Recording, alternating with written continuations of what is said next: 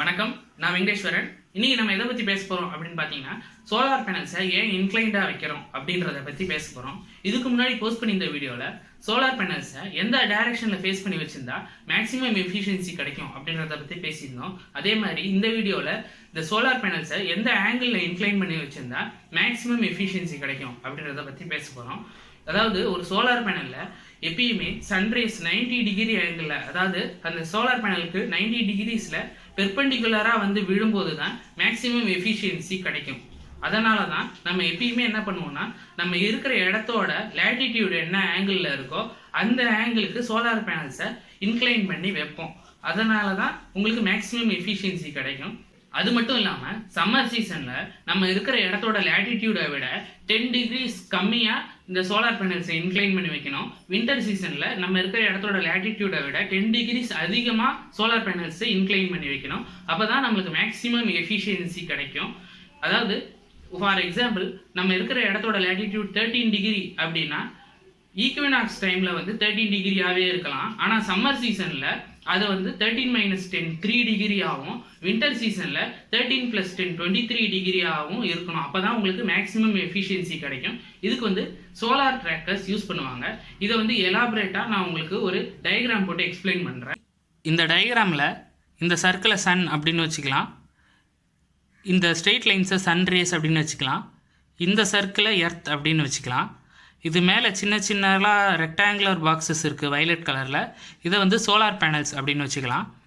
இந்த மிட் லைனை வந்து ஈக்குவேட்டர் அப்படின்னு வச்சுக்கலாம். இதை வந்து 10 டிகிரிஸாக நான் பிரிச்சுருக்கேன். மேலே 10 டிகிரிஸாக பிரிச்சுருக்கேன், கீழே 10 டிகிரிஸாக பிரிச்சுருக்கேன். இதெல்லாம் லேட்டிடியூட்ஸு. கீழே இருக்கிற 23.5 டிகிரி, அதாவது சவுத்தில் இருக்கிறது வந்து ட்ராபிக் ஆஃப் கேப்ரிகான், மேலே 23.5 டிகிரி வந்து ட்ராபிக் ஆஃப் கேன்சர், அதுக்கு மேலே 66.5 டிகிரி வந்து ஆர்டிக் சர்க்கிள், கீழே இருக்கிறது வந்து 66.5 டிகிரி சவுத் வந்து அண்டார்டிக் சர்க்கிள். இதெல்லாம் தான் இதோட ஸ்பெசிஃபிகேஷன்ஸு. இந்த டயக்ராமை இப்போ எலாபரேட்டாக பார்க்கலாம். இதில் என்னென்னா, இந்த சோலார் பேனல்ஸை வந்து நான் எர்த்தோட சர்ஃபேஸ்க்கு பேரலாக, அதாவது ஃப்ளாட்டாக வச்சுருக்கேன் அப்படின்ட்டு அசியூம் பண்ணிக்கோங்க. சன்னோட ரேஸ் வந்து ஸ்ட்ரெயிட்டாக வந்து ஈக்குவேட்டர் மேலே விழும்போது 90 டிகிரிஸில் கரெக்டாக பெர்பெண்டிகுலராக சோலார் பேனல் மேலே விழுது. அப்போ ஈக்குவேட்டரில் வந்து மேக்ஸிமம் எஃபிஷியன்சி கிடைக்கும். ஆனால் லேட்டிடியூட் ஆங்கிள் இன்க்ரீஸ் ஆக பார்த்தீங்கன்னா இந்த சோலார் பேனல்ஸ் வந்து இன்க்ளைண்டாக இருக்குது. ஸோ அது மேலே வந்து விழற ரேஸ் வந்து எப்பயுமே இன்க்ளைண்டாக தான் இருக்கும். ஸோ இன்க்ளைண்டாக இருக்கிறதுனால சோலார் பேனல்ஸில் வந்து மேக்ஸிமம் எஃபிஷியன்சி கிடைக்காது. இந்த diagram same as that of the previous diagram. இதில் ஒரே ஒரு சின்ன வித்தியாசம் என்ன அப்படின்னா, வயலட் கலரில் இருக்கிற அந்த ரெக்டாங்குலர் பாக்ஸஸ் தான் சோலார் பேனல்ஸ். அது வந்து போன டயக்ராமில் எப்படி இருந்ததுன்னா, எர்த் சர்ஃபேஸ்க்கு பேரலாக இருந்தது. அப்படி இருக்கும்போது இன்க்ளைண்டாக சன்ரேஸ் விழும். ஆனால் இந்த டயக்ராமில் பார்த்தீங்கன்னா ஒரு குறிப்பிட்ட ஆங்கிளுக்கு, அதாவது அந்த இடத்தோட லேட்டிடியூடு 10, 20, 30, 40 அப்படின்னு இருக்கிற அந்த லேட்டிடியூடுக்கு ஈக்குவலான இன்க்ளினேஷன் இருக்கும். அப்படி இருக்கும்போது இந்த சன்ரேஸ் வந்து அந்த சோலார் பேனல்ஸ் மேலே 90 டிகிரிஸில் விழும். அப்படி விழும்போது எஃபிஷியன்சி அதிகமாக கிடைக்கும். இதை தான் நம்மளோட அப்ளிகேஷன்ஸில் பண்ணுறது. சோலார் பேனலில் இதை தான் அப்ளை பண்ணி நம்ம வந்து மேக்ஸிமம் எஃபிஷியன்சி எடுக்கிறோம். இந்த டயக்ராமில் எர்த்தோட northern hemisphere 23.5 degree towards the sun டில்ட்டாக இருக்குது. இப்படி இருக்கும்போது சம்மர் சீசன் வந்து நார்தர்ன் ஹெமிஸ்பியரில் நடக்கும், வின்டர் சீசன் வந்து சதர்ன் ஹெமிஸ்பியரில் நடக்கும். இந்த மாதிரி நடக்கிற கண்டிஷனில் நீங்கள் நார்தர்ன் ஹெமிஸ்பியரில் இருந்தீங்க அப்படின்னா நீங்கள் இருக்கிற இடத்தோட லேட்டிடியூடை விட நீங்கள் உங்களோட சோலார் பேனலோட இன்க்ளினேஷன் வந்து 10 டிகிரிஸ் கம்மியாக வைக்கணும்.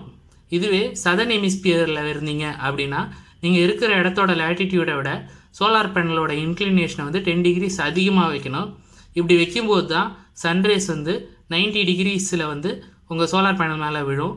அப்போ தான் மேக்ஸிமம் எஃபிஷியன்சி கிடைக்கும் உங்களுக்கு.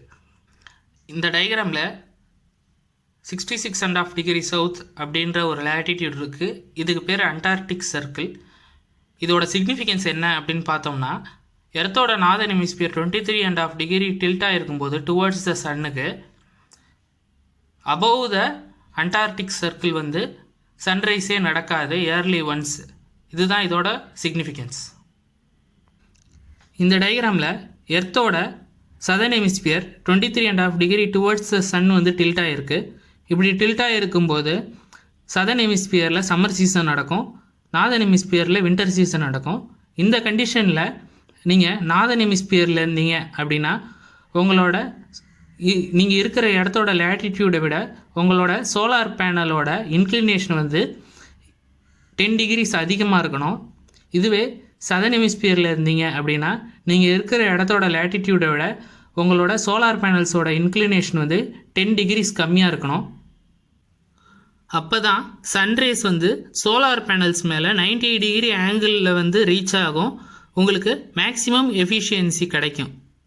அது மட்டும் இல்லாமல் இந்த டயக்ராமில் 66.5 டிகிரி நார்த் லேட்டிடியூட், அதாவது ஆர்க்டிக் சர்க்கிள் அப்படின்றது இருக்குது. இதோட சிக்னிஃபிகன்ஸ் என்ன அப்படின்னு பார்த்தோம்னா சதர்ன் ஹெமிஸ்பியர் வந்து டுவர்ட்ஸ் த சன் 23.5 டிகிரியில் டில்ட்டாக இருக்கும்போது இந்த நார்தர்ன் ஹெமிஸ்பியரில் 66.5 டிகிரியை தாண்டி சன்ரைஸ் நடக்கவே நடக்காது, இயர்லி ஒன்ஸ். இதுதான் இந்த ஆர்க்டிக் சர்க்கிளோட சிக்னிஃபிகன்ஸ். சரி, இன்க்ளைண்டாக ஒரு சோலார் பேனல் வைக்கிறதுனால அதுக்கு மேக்ஸிமம் எஃபிஷியன்சி மட்டும்தான் கிடைக்குமா, அதை தவிர வேறு எதுவும் இம்பார்ட்டன்ஸ் இல்லையா அப்படின்னு நீங்கள் கேட்டிங்கன்னா, டஸ்ட்டோ ஸ்டோன்ஸோ இல்லை வாட்டரோ அது மேலே இன்க்ளைண்டான சோலார் பேனல் மேலே ஊற்றுனீங்கன்னா அது சருகலாக இருக்கிறதுனால தண்ணியெல்லாம் கீழே இறங்கி வந்துடும்.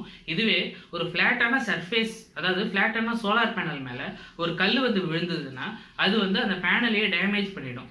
அதனால தான் வந்து சோலார் பேனல்ஸை இன்க்ளைண்டாக வைக்கணும்.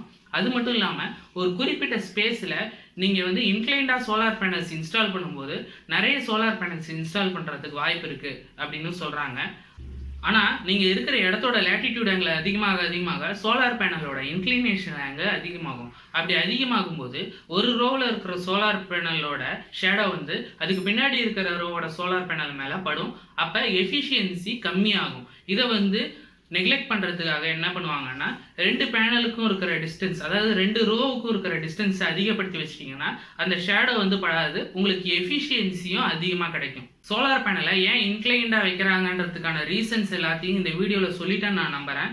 இதை தவிர வேறு ஏதாவது இன்ஃபர்மேஷன் நான் விட்டுருந்தேன்னா கமெண்ட் செக்ஷனில் லீவ் பண்ணுங்கள். இந்த வீடியோ உங்களுக்கு பிடிச்சிருந்ததுன்னா லைக் பண்ணுங்கள், ஷேர் பண்ணுங்கள், கமெண்ட் பண்ணுங்கள். பருத்திச்சோலை சேனலுக்கு சப்ஸ்கிரைப் பண்ணுங்கள். தேங்க்யூ.